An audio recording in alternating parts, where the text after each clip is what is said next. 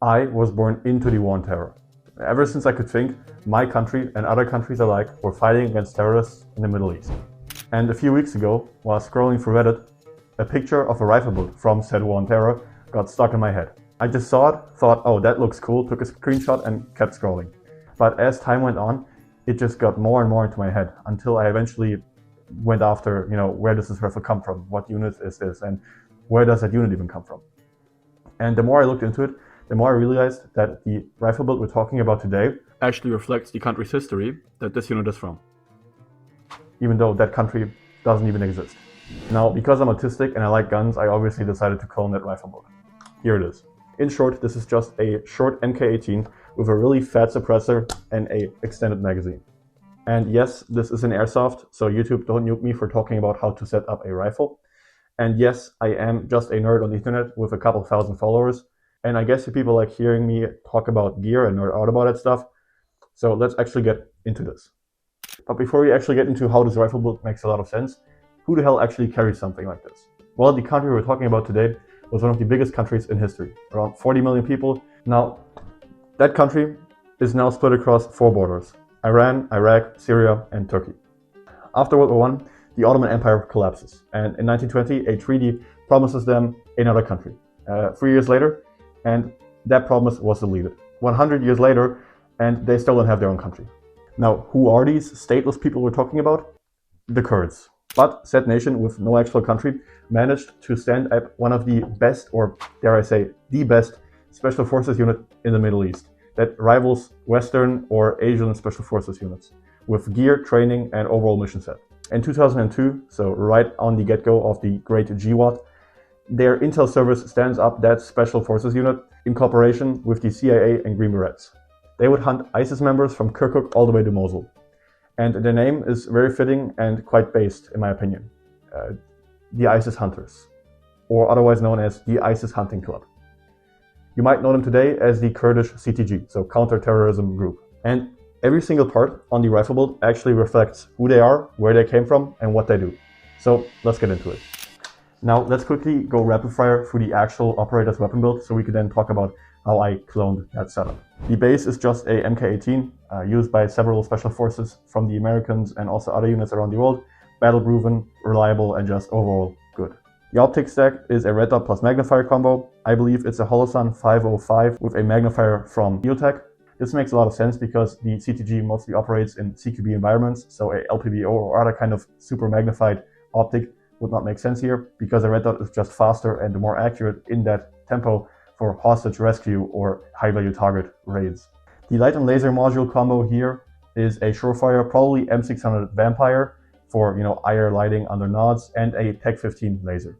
Now this makes a disgusting amount of sense because these units frequently do operations with Delta Force, Green Berets, or other special forces from the Americas. So it just makes sense that they have a lot of American surplus gear or just gear from the Americans that, for example, aren't that widespread on the civilian market either. Now, obviously, you can get a Tech 15 on the civilian gray market. However, just from a legalese standpoint, these things aren't actually, available to the wider public. So you need some kind of source where you get these from, which the CTG obviously has with Delta Force. Now, lighting up targets or yourself with lights and lasers is pretty cool. But what if you actually want to stay hidden? Well, that's where the suppressor combo comes in. Now, there are 2 possible options here, which I'm not quite sure which one it is. It could either be a CAC QDC suppressor or a Surefire RC2 with a Magpul suppressor cover. Either way, both combine a normal suppressor with a heat cover. The heat cover, number one, just hides your signature after dumping a lot of rounds in the night, because in the night it's dark and a hot suppressor is bright. That's pretty logical, right? But it also protects you from burning your balls off because you transition to your secondary or slung your rifle over your shoulder and the suppressor is still hot. He also has a foregrip on his rifle. There recently has been a whole controversy on YouTube about, oh, do you need foregrips or not? It's not that deep, bro. Just shoot. But all of that doesn't matter if you can't actually put ammunition downrange, and that's where his magazine comes in. And this is one of the parts that actually tickled my brain a lot.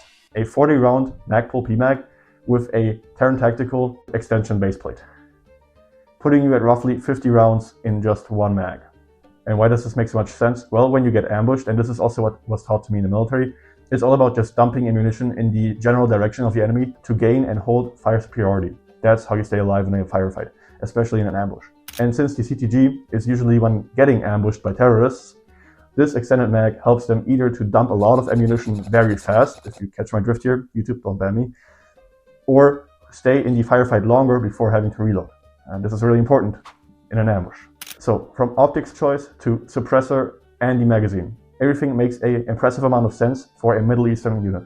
Now, none of this is special. Delta Force and other special forces units around the world run similar setups. However, when you compare this to the other setups that you see in the Middle East, comparing this to the literal cosplays that you see, for example, with the Taliban special forces, this actually is really special. This build is brutally functional. Nothing on here is just on here for the looks. Everything is on here because it needs to be on here and because it works. And I think that's what's so cool about this rifle build. There are two types of cool.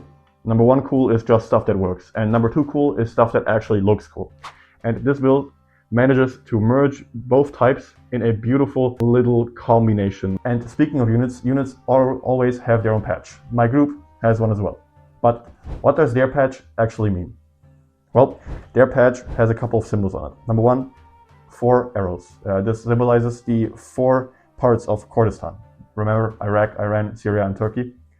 It also shows the wings of Zoroastrianism. I probably butchered that pronunciation, which is the primary religion in that region. By the way, speaking of Zoroastrianism, I'm currently reading Friedrich Nietzsche's Also sprach Zarathustra, Thus Spoke Zarathustra, and I have to say, pretty good book. If you don't know a lot of ball about religion, Zoroastrianism was actually the base for a lot of religions like Christianity, Islam, and also I think Judaism early on. Now, I don't want to get too political or religious here, so please don't flame me down in the comments. This is just my knowledge. Then we have the sun, representing the Kurdish national symbol. And yes, I forgot to mention this in the recording of the video. Great production quality. I know, bro. And the cherry on top is the motto printed onto the patch. Again, I'm probably butchering the pronunciation here. Lexoman Parastin.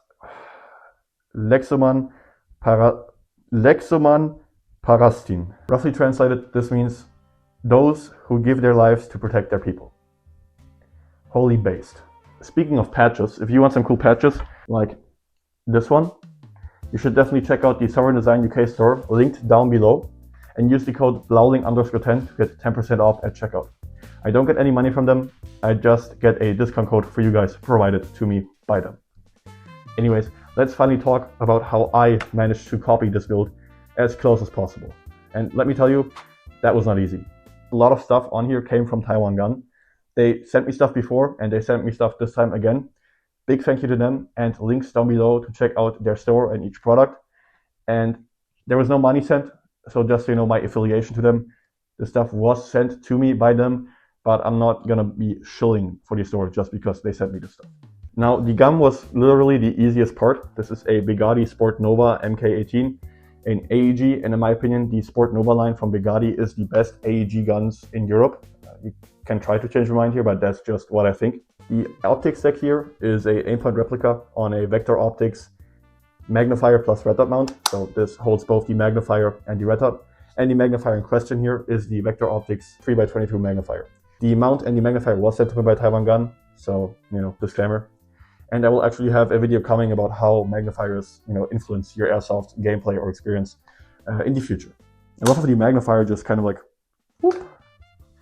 Oh, and also I managed to break the magnifier mount. So normally it would only swing around to around right here, like so. But I managed to break it, so now it flicks over completely.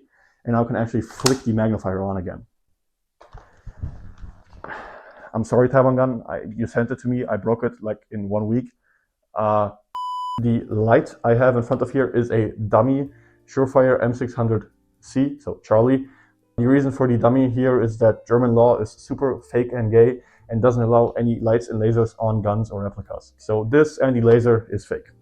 Speaking of the laser, this is a dummy, again, PEC 15. Now, Taiwangun did send me a PEC 16, which is also a pretty cool design, dare I say, because it has one button for visible lights and one button for IR light. However, I managed to scoop a PEC 15 later on, and since that is more clone correct, I hate to say this because I really don't like these impressionists and cloners, that's what I got. I was actually quite surprised when Taiwangun sent me this foregrip because it was actually the exact one I was looking for. And at first I thought this would be really shit.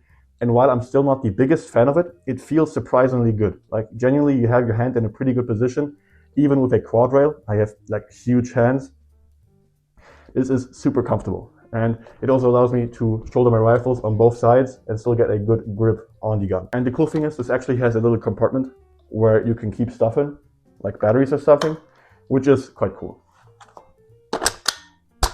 Now remember how I said the suppressor is either a CAC QDC or a Shorefire with a mag pull suppressor cover? Well, Taiwangun sent me over a EMG licensed replica of the CAC QDC suppressor, which actually has a internal tracer.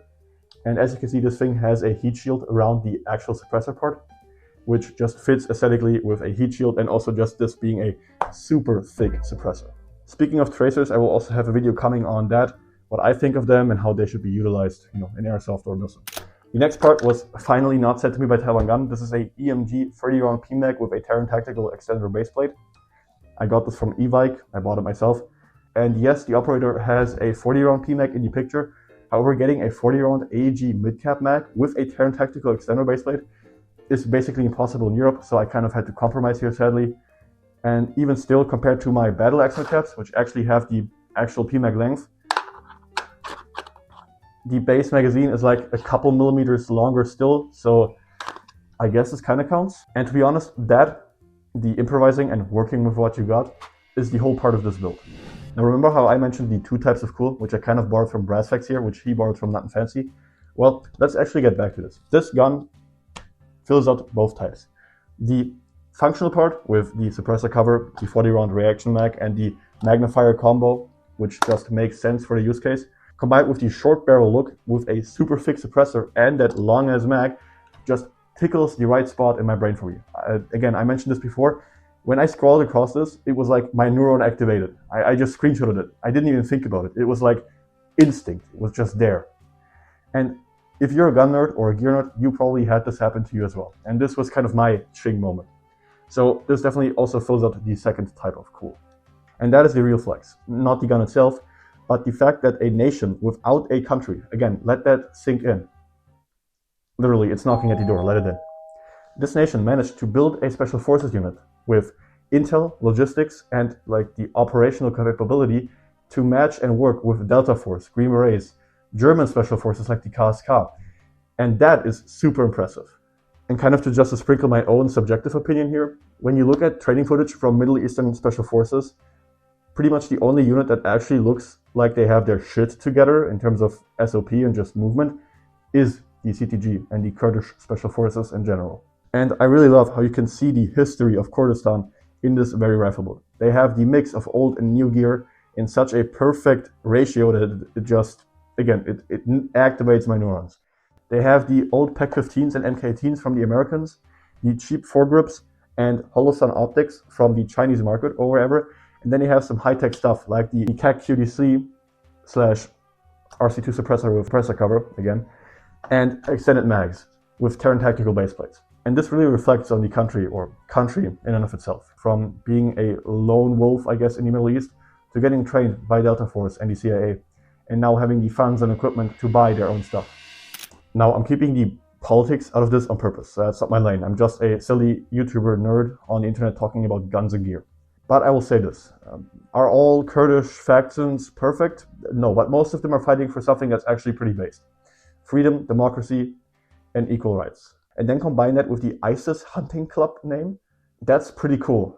And in my opinion, it's just sad and it sucks how most of the world just forgot or stopped caring about what happens down there. And in my opinion, this just deserves more eyes on it than it actually gets. So that picture that I had stuck in my head for weeks on end, have that too. And maybe you had that before. Comment down below, what was your rifle build or plate carrier build or whatever type of gear that you saw and that just would not leave your mind. I'm genuinely interested in what your tism tickle was. And again, I'm just a dude on the internet yapping about gear. So if I got anything wrong, please let me know. But it's really cool how this rifle build is literally a country's history cast in metal. With that, I have nothing else for you guys. See you next week and LARP.